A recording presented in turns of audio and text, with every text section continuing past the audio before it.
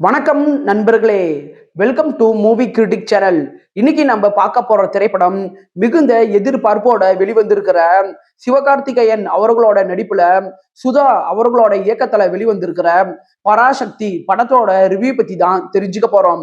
இந்த படம் சிவகார்த்திகேயனுக்கு அமரன் படம் மாதிரி வெற்றியை தேடி தருமா, இல்ல பிரின்ஸ் மாதிரி சறுக்கலை தருமா அப்படிங்கிறத இந்த வீடியோல தெரிஞ்சுக்கலாம். ஸ்கிப் பண்ணாம பாருங்க. படத்தோட கதை அப்படின்னு பாத்தீங்கன்னா, இந்த படம் 1960 காலகட்டத்துல நடந்த மாதிரி தான் கொண்டுட்டு வரப்பட்டிருக்குது. படத்தோட ஹீரோ சிவகார்த்திகேயன் புறநானூறு அப்படிங்கிற ஒரு குழு மூலமா இந்தி திணிப்புக்கு எதிரா போராடிக்கிட்டு இருக்கிறாரு. ஒரு நாள் அவரு ஒரு ரயில எரிக்கிறாரு. எப்படியாச்ச அந்த புறநானூறு டீமை பிடிக்கணும் அப்படின்ட்டுன்னு அரசு அதிகாரியா இருக்கிற ரவிமோகன் இந்த கேஸுக்குள்ள வராரு. அந்த ரயில் விபத்துல ஹீரோவோட நண்பர் ஒருத்தர் உயிர் இழக்கிறாரு. இதனால மன வருத்தத்துக்கு ஆளான சிவகார்த்திகேயன் தன்னுடைய போராட்டத்தை கைவிடுறாரு. ஆனா சிவகார்த்திகேயனோட தம்பியா இருக்கிற அதர்வா அந்த போராட்டத்தை தொடர்ந்து நடத்திக்கிட்டு தான் இருக்கிறாரு. இதனால அதர்வா என்னென்ன பிரச்சனைகளை ஃபேஸ் பண்றாரு, சிவகார்த்திகேயன் மீண்டும் போராட்டத்தை கையில எடுக்க காரணம் என்ன, கடைசியா ஜெயிச்சாரா இல்லையா அப்படின்னு சொல்றதுதான் படத்தோட மீதி கதையே.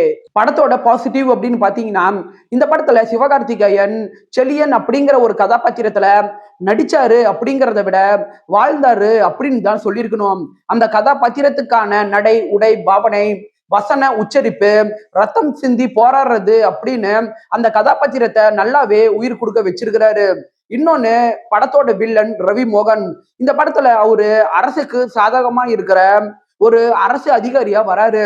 எப்படியாச்சா புறநானூறு ஒரு டீமை பிடிக்கணும் அப்படின்னு வெறிகொண்டு இருக்கிற ஒரு வில்லன் கதாபாத்திரத்துல நல்லாவே மிரட்டி விட்டுருக்கிறாரு. இன்னொன்னு, அதர்வா மற்றும் ஸ்ரீலீலா இவங்க ரெண்டு பேருமே திரையில சுறுசுறுப்பான நடிப்பை நல்லாவே வெளிப்படுத்தி இருக்கிறாங்க. இந்த படம் 1960 காலகட்டத்துல நடந்த மாதிரி தான் காட்சிகளா கொண்டுட்டு வரப்பட்டிருக்குது. சோ அந்த டைம் பீரியட ஆடியன்ஸ் மனசுல பதிய வைக்கணும் அப்படிங்கிறதுக்காக ஆர்ட் ஒர்க் மூலமா இந்த படத்தை இவங்க பிரசன்ட் பண்ண விதம் சூப்பராகவே இருக்குது. படத்தோட செகண்ட் ஹாஃப்ல நீங்க வந்ததுக்கு அப்புறம் படம் டைம் போறதே தெரியாத அளவுக்கு விறுவிறுப்பா திரைக்கதை மூவ் ஆகுது. அது மட்டும் இல்லாம படத்தோட கிளைமேக்ஸ்ல தெலுங்கு மற்றும் மலையாளத்துல இருந்து 2 முன்னணி நடிகர்களோட கெஸ்ட் அப்பியரன்ஸ் வரும். அது நல்லாவே இருக்குது. படத்தோட குறைகள் அப்படின்னு பாத்தீங்கன்னா, படத்துல சில இடங்கள்ல மியூட் போட்டுருவாங்க. அதனால அந்த காட்சிகளை புரிஞ்சுக்கிறதுக்கு கொஞ்சம் டைம் எடுக்கதான் செய்யுது. படத்தோட முதல் பாதியில ஹீரோ ஹீரோயின் இவங்க ரெண்டு பேத்துக்கும் இடையே நடக்கிற ரொமான்டிக் காட்சிகளாகட்டும், பாடல் காட்சிகளாகட்டும், அதெல்லாம் படத்தோட வேகத்தை குறைக்கதான் செய்யுது. அதனாலேயே படத்தோட முதல் பாதி பொறுமையா தான் மூவ் ஆகிற ஒரு ஃபீலை ஏற்படுத்துது.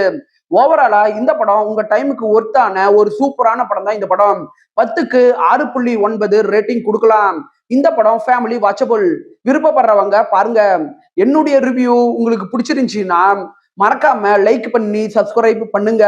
நான் அடுத்து போடக்கூடிய வீடியோஸ் மற்றும் ஷார்ட்ஸ் உங்களுக்கு உடனே வரும். உங்களுடைய கருத்துக்களை கமெண்ட்ல பதிவிட மறந்துடாதீங்க. நாம வேற ஒரு வீடியோல சந்திக்கலாம். அது வரைக்கும் நன்றி, வணக்கம்.